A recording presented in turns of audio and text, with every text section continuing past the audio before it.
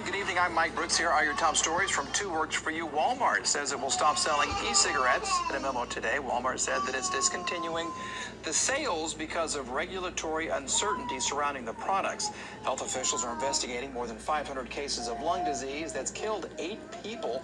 President Trump is preparing a federal ban on flavored e-cigarettes, while cities and states are pursuing similar measures. A tiny town near Area 51 is preparing for an invasion. This all started with a Facebook invitation to storm Area 51 on September 20th. More than 2 million people responded. The organizers have now put together a 3-day music festival, but they really don't know how many people are going to show up. The town doesn't have a gas station or a grocery store. Right now, they're just hoping that they have enough porta potties. And here at home, student activists at Booker T. Washington joined the thousands around the world to protest climate change today. This afternoon, they were at Guthrie Green raising awareness. The students say this is their way to make an impact during Global Climate Strike Week. Taking time out of our day to make an impact to raise awareness about climate change and to hopefully get this issue on the forefront of politicians' minds and companies' minds, the places where it needs to be to make an impact. Students were able to pull the event together in just 1 week. Good evening, everyone. I'm meteorologist Brandon Woolley, live now on dual Doppler radar Viper 4D, checking out some showers and thunderstorms, especially to the south. Looks like these showers and thunderstorms will remain along Interstate 40 and to the south through this evening. We could see some localized flash flooding. These showers have been outputting a lot of rain, so be warned again to the south of I-40 through this evening. Your latest 10-day forecast. This weekend, we have low to the mid-80s, chance for showers tomorrow. It looks kind of wet on Sunday, a break on Monday, more showers and storms on Tuesday. Notice we heat those temperatures back up for mid to late week, around 90 degrees for the start of the Tulsa State Fair. Mike? All right, sir, thank you. And thank you for relying on 2 Works for You for local news and weather. We're going to bring you another update back here at 9:30. Breaking news for you. A second person arrested in a 36-year-old cold case. Anthony Baltes was murdered back in 1983. Now DNA evidence is leading to charges and arrests. The suspects taken into custody several states apart, one in Wyoming, the other in Texas. Our very own Tatiana Taylor has been digging into the case. So what are we learning today? What are we learning right now, Tatiana? Mike, Earlene Lee was arrested today in Texas, and Willie Moore was arrested today in Wyoming. Both are being charged with the 1983 murder of Anthony Valdez. The officials tell us that the family's pretty happy about these arrests because they're finally receiving justice for Anthony. There is a daughter who is very excited that justice is being brought forward. Detective Majors has had lots of contact with this family. Senior Deputy Attorney General Joy Thorpe says Wednesday was the anniversary of the death of Anthony Baltes. She and other officials say they are glad to have some new answers for the victim's family. Mostly it's just bringing justice to a victim's family. I'm sure this over these past 30 years has weighed heavily on their minds. Kutzweiler and the other officials say the detective on the case worked hard to uncover the new evidence. Detective Majors is probably one of the most persistent detectives I've ever met.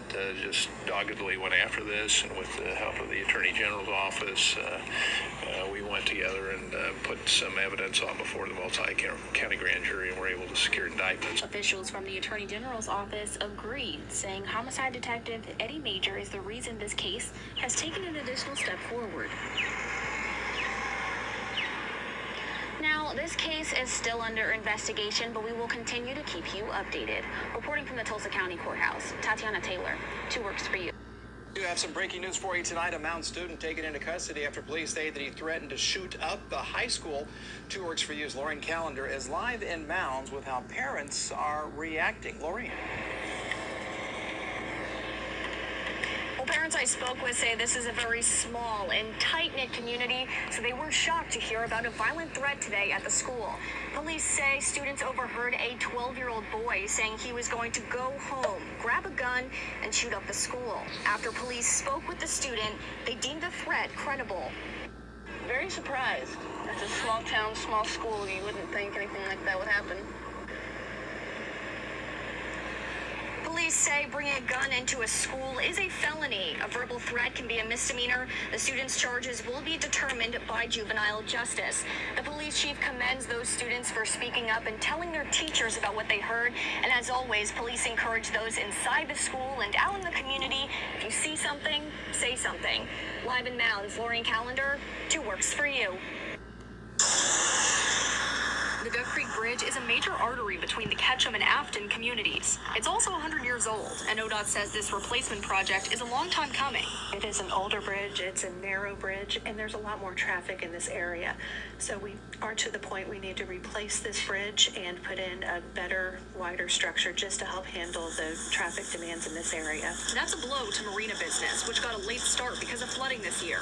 The owner of Duck Creek Water Sport Rentals tells us he only made half the revenue expected for the season. If it does it again, it could be the same thing. You know, you could, on a season, you're losing $50,000-$60,000 just on a small business like this, and the marinas themselves and all the small businesses around are losing that much or more. The project is estimated to wrap up around Memorial Day. In the meantime, businesses here rely on local traffic until boating season. We have several full-time people here that we have to figure out what we're going to do with through the winter seasons to keep them in a job, and we rely a lot on our weekend business to help. Marinas around Grand Lake tell us the timeline makes them nervous because the summer season often begins before Memorial Weekend starts. These kind of projects almost never seems like are done when they plan on them being done. You don't know what the weather's going to do over the winter to delay the construction of the new bridge, so it's just they're kind of really close. In Afton, Megan Allison, 2 Works for You. I'm Erin Conrad from 2 Works for You. Here are today's top stories. Major new developments in a Tulsa cold case. The Oklahoma Attorney General's office announcing charges today against 2 people in connection with a 1983 murder. State Attorney General Mike Hunter's office charging 2 suspects in the brutal 1983 murder of Anthony Baltes. Baltes was found dead inside a Tulsa motel room in September of 1983. He'd been tied up and beaten in an apparent robbery. AG Hunter's office says advances in DNA technology have helped lead detectives to the suspects after all of these years. And Highway 75 is back open after a semi-truck caught fire this morning. Crews say the fire started just before 7 o'clock this morning on Highway 75 northbound, blocking the area of 116th Street North. OHP tells us the semi was hauling concrete road barriers. Officials say no one was hurt. The cause of that blaze is still under investigation, but troopers tell us it could have been a mechanical issue. More than 120 people are in the dark after a car hit a power pole in Midtown Tulsa. This happened just after 1:30 this morning near 41st and Lewis. Police have reopened 45th and 47th Street while PSO continues to repair that damage. Tulsa police tell us the driver swerved to avoid hitting a raccoon in the roadway and hit a pole. The passenger was taken to the hospital with minor injuries. They expect that power pole to be fixed after 1 o'clock today. And let's get a check of the forecast with meteorologist Kirsten Lang. And we're going to be seeing some of that light rainfall start to lighten up, and then we're going to be left with mostly cloudy skies for the majority of the day. For Friday Night Football, you may see a few scattered light showers. Otherwise, it'll be cloudy with temps in the 70s. And then as we head into tomorrow, another chance for some rain, this time mainly to our north and to our west, but also still seeing some of that rainfall possible in and around the Tulsa area with highs near 84. And the chance for rain will pick up a little bit on Sunday as the front passes through Green Country. We'll see temperatures remain in the 80s through the weekend and through the start of next week. Aaron? All right, thank you, Kirsten. That was a look at our digital update. Keep checking back for updates all throughout the day. I'm Erin Conrad. 2 Works for You. I'm Corey Duke. Here are your top stories from 2 Works for You.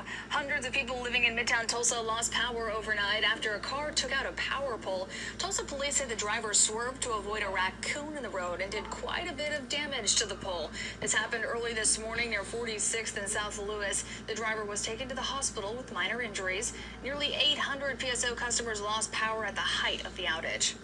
And local first responders are receiving additional training to help them search for missing people.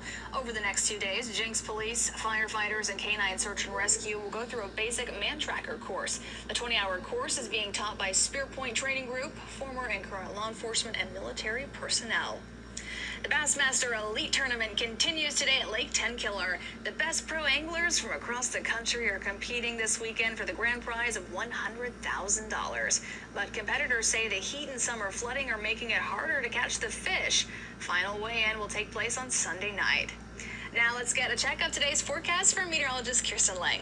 Good morning. Well, we have some scattered light rain across the area today. This is from the remnants of what was that tropical storm down along the Texas Gulf Coast. Now it's just bringing us some showers, but also some cloud coverage and cooler temperatures too. So that's a nice change. 78 is our expected high today with a few low 80s in areas like Okmulgee and McAllister. It does mean for Friday Night Football, we're going to see temps in the 70s with mostly cloudy skies and a few scattered showers across the area then at that point as well. Then overnight, heading into Saturday, another chance for some rain is possible with mostly cloudy skies, and then the highs tomorrow just a little bit warmer, getting up to about 84 degrees.